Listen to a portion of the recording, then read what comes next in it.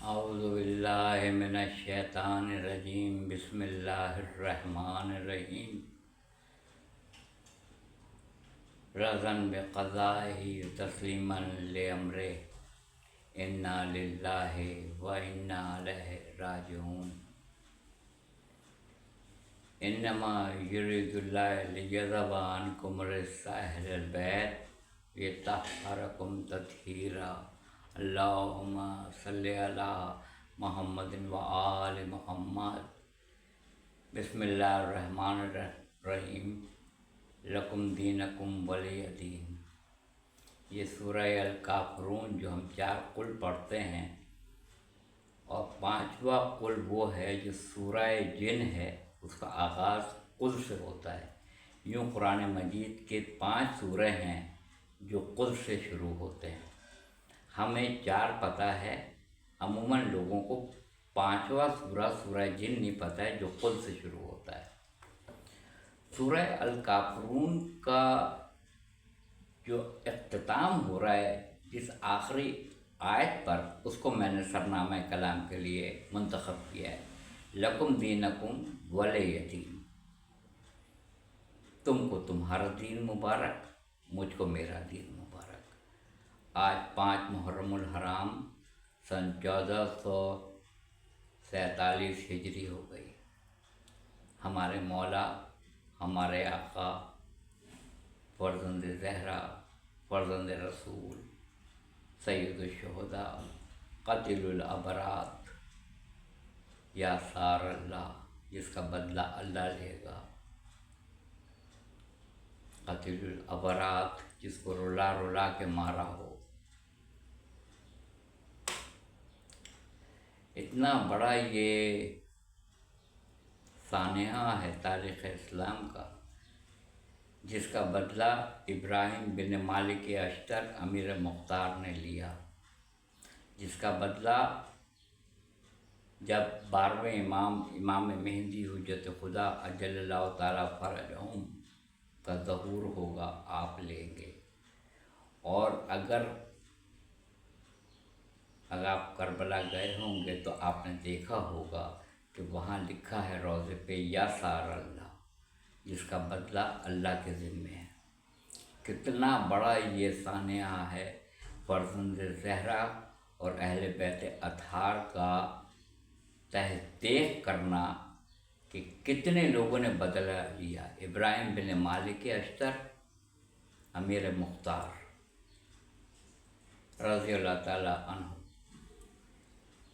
جس کا بدلہ امام مہدی اجل اللہ تعالیٰ فرجہ لیں گے آ کے، تو اور جس کا بدلہ اللہ کے ذمے ہے، یا سار اللہ۔ یہ سورہ الکافرون کی جو آخری آیت ہے، اس میں اللہ تعالیٰ نے جو بات دین سے متعلق، اور وہ بھی کافروں کے دین سے متعلق کہی ہے، یہ غور طلب ہے۔ کافر کو تو ہم سمجھتے ہیں جس کے پاس کوئی دین ہی نہیں ہے، کوئی دین نہیں ہے، تو پھر اللہ یہاں پہ یہ کیوں کہہ رہا ہے؟ اور حضور صلی اللہ علیہ وآلہ وسلم سورہ الکافرون میں کیوں کہہ رہے ہیں؟ اللہ کے کہنے کی وجہ سے کہ تم کو تمہارا دین مبارک ہو، مجھ کو میرا دین۔ یہ غور طلب بات ہے۔ بات یہ ہے کہ قرآن مجید میں یہ ہے، رسول جو دے دے وہ لے لو، رسول جس سے منع کر دے اس سے باز آ جاؤ۔ جب تک تم آپس کے جھگڑے میں رسول کو حکم نہ بنا لو، اور جو رسول فیصلہ کر دیں جب تک تم اس پہ سر تسلیم خم نہ کر دو، تمہارے اعمال حبط کر لیے جائیں گے۔ حبط، یہ بہت ہی خطرناک ترین آیت میں لفظ ہے، حبط، ضبط، حبط۔ ضبط کیا ہے؟ میں نے ایک جگہ گاڑی پارک کی، میں باہر کام کرنے کے لیے گیا، جب واپس آیا تو گاڑی نہیں تھی۔ کسی نے کہا آپ کی گاڑی جو ہے تھانے چلی گئی ہے۔ میں نے کاغذات دکھائے، انہوں نے کہا آپ نے پارکنگ غلط کی تھی، تو اب میں کیا کروں؟ انہوں نے کہا ہرجانہ ادا کریں، قیمت ادا کریں۔ میں نے قیمت ادا کر دی، گاڑی چھڑا لی اور ان سے گاڑی لے لی۔ یہ ہے ضبط، کسی چیز کو ضبط کر لینا۔ اور ہے بے تو ہفت، ہفت کیا ہوتا ہے؟ ہفت، اگر اللہ کی راہ میں جو لڑتے ہیں یا قتل کر دیتے ہیں یا قتل ہو جاتے ہیں اور منصب شہادت پہ فائز ہوتے ہیں، ان کو مردہ گمان نہ کرنا۔ گمان کا تعلق اعلان سے نہیں ہے، ذہن سے ہے۔ ذہن میں بھی نہ لانا کہ وہ مردہ ہیں، بلکہ وہ زندہ ہیں اور اپنے رب کے پاس سے رزق حسنہ پاتے ہیں اور اسے بانٹتے ہیں، تقسیم کرتے ہیں۔ لوگوں نے بہت دفعہ سوال کیا کہ جب وہ زندہ ہیں تو آپ کیوں روتے ہیں، آپ کیوں ماتم کرتے ہیں؟ اگر وہ زندہ ہیں تو ان کو کیوں دفناتے ہیں؟ زندہ کو دفنانے کی ضرورت کیا ہے؟ یہ جب تک عقل کا استعمال نہیں ہوگا، قرآن مجید کو عقل کی کسوٹی پہ پرکھیں، آیتوں کو سیاق و سباق سے، اور پھر نتیجہ نکالیں تفسیر پڑھ کے۔ مجھے بڑی یہ حیرت ہوئی کہ آج کل ایک لڑکا آ رہا ہے اور وہ بڑے اسٹائلش انداز میں کہتا ہے قرآن کو سمجھنا کوئی مشکل تھوڑی ہے۔ اب میں آپ سے پوچھتا ہوں، اس نے کہا اب میں آپ سے پوچھتا ہوں الکتاب کا مطلب کیا ہوا؟ تو لڑکے نے کہا کتاب۔ الیوم کا کیا مطلب ہوا؟ اس نے کہا دن۔ تو کہنے لگا کہ یہ سارے ہی قرآن کے الفاظ ہیں نا، تو اس کو سمجھنا کون سا مشکل ہے؟ حالانکہ وہ یہ نہیں جانتا ہے کہ اگر صرف کتاب کہہ دیں تو اور مفہوم ہو جائے گا، الکتاب کہیں گے تو قرآن مجید ہوگی، اگر یوم کہیں گے تو مطلب اور ہو جائے گا، الیوم کہیں گے خاص دن تو وہ روز جمعہ ہوگا یا وہ غدیر کا دن ہوگا، جس کو نسبت ہو دین اسلام سے خاص اس دن کو الیوم کہیں گے۔ الیوم، عجیب لوگوں نے آج کل قرآن کو مفہوم دینا شروع کر دیا ہے کہ قرآن کو یعنی پھر معلم کی ضرورت ہی نہیں ہے۔ یہ اتنا بڑا اللہ نے ایسا نبی کہ میں ایک چھپا ہوا خزانہ تھا، میں نے چاہا کہ پہچانوایا جاؤں تو میں نے آپ کو مبعوث کیا، آپ کے ذریعے میری پہچان ہو۔ لوگ اگر وسیلہ نہیں مانتے ہیں تو کیا اللہ نہیں ہے؟ لوگ خدا کو نہیں مانتے ہیں، رب کو نہیں مانتے ہیں تو کیا رب نہیں ہے؟ کیا اللہ نہیں ہے؟ نہیں ماننے کی دلیل یہ ہے کہ وہ نہیں ہے؟ ایسی بات تو نہیں ہے۔ آج بھی کروڑوں لوگ شیطان کو پوج رہے ہیں بیٹھ کے۔ تو اب یہاں پہ سوال یہ آتا ہے، میں اپنے نفس مذموم سے ہٹوں نہیں کہ تم کو تمہارا دین مبارک ہو، مجھ کو میرا دین مبارک ہو۔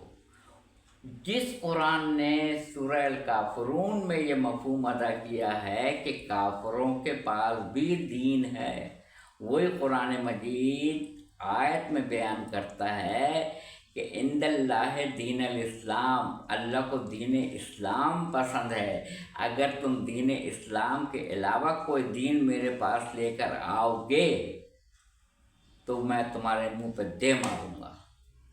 مجھے دین اسلام کے علاوہ کوئی دین قابل قبول ہے ہی نہیں، پڑھ کے بتا رہا ہوں۔ تو کافر و مشرک بھی بغیر دین کے نہیں تھے، مگر اللہ کو دین اسلام پسند ہے۔ رسول جو دے وہ لے لو، جس سے منع کرے اس سے باز آ جاؤ۔ دیکھو رسول سے آگے جانے کی کوشش نہ کرنا، جس طرح تم آپس میں ایک دوسرے کو پکارتے ہو رسول کو نہ پکارنا۔ اگر وہ تم جیسا ہوتا تو میں تمہیں کہہ دیتا کہ اس طرح پکار لو، مگر وہ تم جیسا ہے ہی نہیں، وہ تم جیسا ہے ہی نہیں۔ رسول کے قلب پر قرآن اترا، ایک ہی ہستی ہے کائنات میں جس کے قلب پر قرآن اترا ہے، وہ ہے محمد مصطفیٰ احمد مجتبیٰ محمد مصطفیٰ صلی اللہ علیہ وآلہ وسلم۔ 1,24,000 انبیاء میں سے 313 کو منتخب کیا، 313 میں سے 5 اولو العزم کو منتخب کیا اور 5 صاحب شریعت اولو العزم میں سے ایک کو خاتم الانبیاء، خاتم المرسلین، ختمی مرتبہ طٰہٰ، یاسین، مدثر، مزمل محمد صلی اللہ علیہ وآلہ وسلم بنا کے بھیجا آپ نے۔ کوئی اور دین لاؤ گے تو تمہارے منہ پہ دے ماروں گا، دین اسلام اگر لے کر آؤ گے اسے قبول کروں گا۔ اور قرآن مجید نے سب سے زیادہ زور 2 باتوں پہ دیا ہے، حقوق العباد اور اپنی عبادت۔ اور اپنی عبادت بغیر تقوی کے ہو نہیں سکتی ہے، اور حقوق العباد کی ادائیگی تقوی کے بغیر ہو نہیں سکتی ہے۔ یہ تقوی کیا ہے؟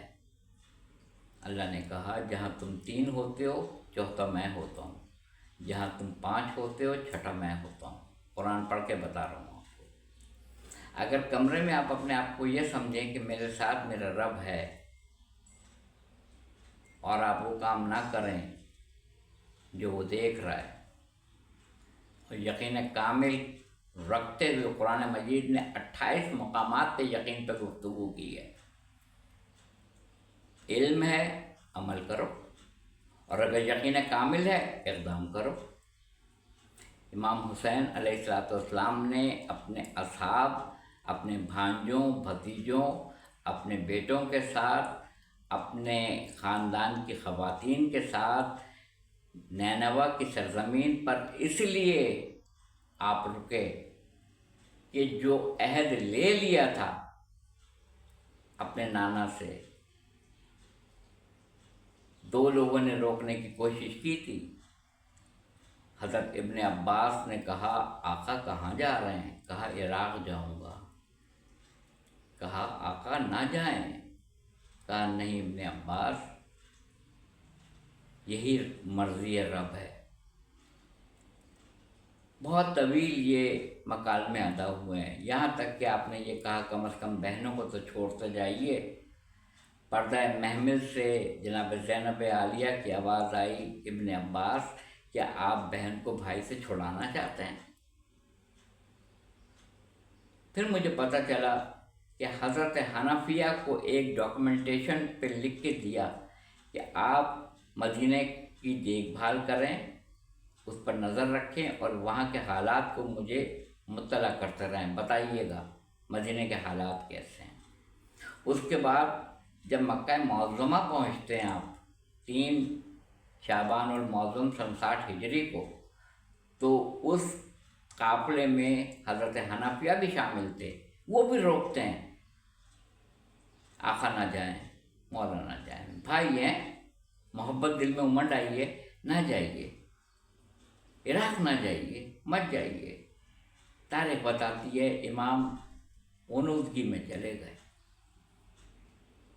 امام نے جواب دیا تھا اچھا میں سوچوں گا، اور مولا اونودگی میں چلے گئے۔ جب بیدار ہوئے تو کہا اپنے بھائی سے، حضرت حنفیہ سے، ابھی اللہ کے رسول کو میں نے خواب میں دیکھا ہے، حسین، بیٹا حسین خروج کرو، آگے بڑھ جاؤ۔ تو آپ نے جب یہ سنا حضرت حنفیہ نے، تو انہوں نے کہا بہنوں کو تو چھوڑ دیجئے۔ کہا کہ اپنی بہن کو میں چھوڑ دوں، ایسا ہو سکتا ہے؟ شریکت الحسین امام عالی مقام کے اس طفلی کے عہد کو پورا کرنے کے لیے بہن کو ساتھ رکھنا ضروری تھا۔ آپ کی قوت 2 سب سے بڑی قوت تھی آپ کی، ایک ابوالفضل عباس علمبردار اور ایک ثانیہ زہرا شریکت الحسین جناب زینب عالیہ عقیلہ بنی ہاشم عالمہ غیر معلمہ قافلہ سالار۔ تھوڑی دیر کے بعد دیکھا گرد و غبار اٹھا ہے، میں کیا پڑھوں، طویل داستان ہے، گرد و غبار اٹھا ہے۔ دیکھا گھوڑے پہ حضرت عبداللہ چلے آ رہے ہیں سوار ہو کے۔ کہا کہ ابھی ہماری مدینے سے رخصت ہوئی ہے اور ابھی میں مل چکا ہوں آپ سے، اور آپ کی اجازت کے بغیر بہن زینب نہیں آ سکتی تھی جب تک آپ اجازت نہ دیتے۔ کا یہ بات نہیں ہے، فرزند رسول یہ بات نہیں ہے۔ میں یہ 2 قربانی ساتھ لایا ہوں اون محمد کی، اس کو قبول کر لیں۔ امام نے کس کس مقام پہ گریہ کیا ہوگا، امام کس کس جگہ پہ روئے ہوں گے، عزیزو اس کا اندازہ آپ لگا سکتے ہیں؟ کسی کو کہا جائے کہ اپنا گھر خالی کر دیں، کیسا لگے گا اس کو؟ کسی کو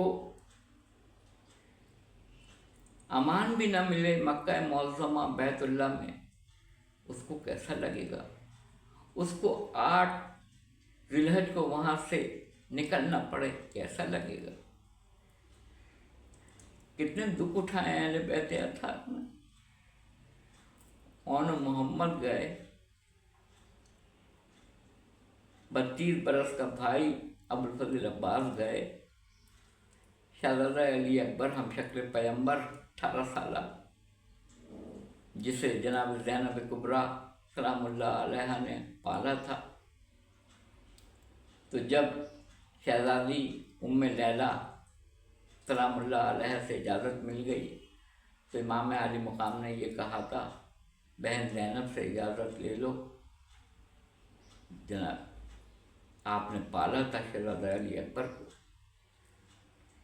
تاریخ کہتی ہے حمید ابن مسلم، میں نے دیکھا ایک نوجوان جب خیمے سے برآمد ہوتا تھا تو 18 مرتبہ خیمے کا پردہ اٹھا اور اٹھ کے گرا، اٹھا اور اٹھ کے گرا، ایسا لگتا تھا ایک 14ویں کا چاند نکلنا چاہ رہا ہے، کوئی دامن پکڑ کے روک لیتا ہے۔ وہ چھوٹی بہن تھی سکینہ، روکتی تھی۔